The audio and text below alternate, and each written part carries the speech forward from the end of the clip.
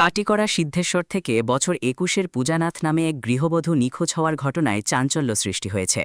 গত বৃহস্পতিবার বিকেলে বাজার করার জন্য ভাড়া বাড়ি থেকে বের হওয়ার পর আর বাড়ি ফেরেননি তিনি।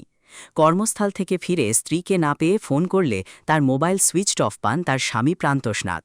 আত্মীয়স্বজন সহ বিভিন্ন স্থানে খোঁজ করেও সন্ধান না পেয়ে শেষ পর্যন্ত কাটিগড়া থানায় নিখোঁজ সংক্রান্ত এজাহার দায়ের করেন তিনি। ঘটনার তদন্তে নেমেছে কাটিগড়া পুলিশ। পূজা সন্ধান পেলে 9353488970 নম্বরে যোগাযোগ করার আবেদন জানিয়েছেন তার স্বামী।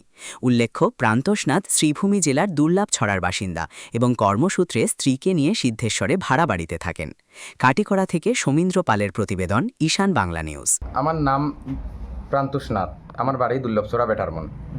আমার এখানে আমি ১.৫ বছর থেকে আমি এখানে ঘর ভাড়া করে থাকি, এখানে সিদ্ধেশ্বর।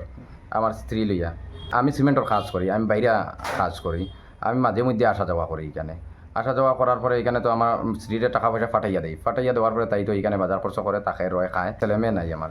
তারপরে হয়েছে কি, গত 13 তারিখ 4টা দিকে তাই ঘর মালিক নিয়ে কইয়া গেছে যে আমি চৌরঙ্গি যাই আর বাজার করাত কইয়া তাই গেছে। যাওয়ার পরে রাত্রে 8টা বাজে গেছে, তাই ঘর আয় না।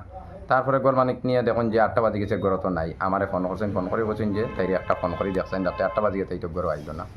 তারপরে আমি ফোন করছি, ফোন করার পরে মোবাইল সুইচ অফ তো আর ফোন ঢুকে না। আজকে এখন অবধি তাই মোবাইল সুইচ অফ, ফোন ঢুকে না। এখন এটা নিয়ে আমি একটা থানাত FIR করছি।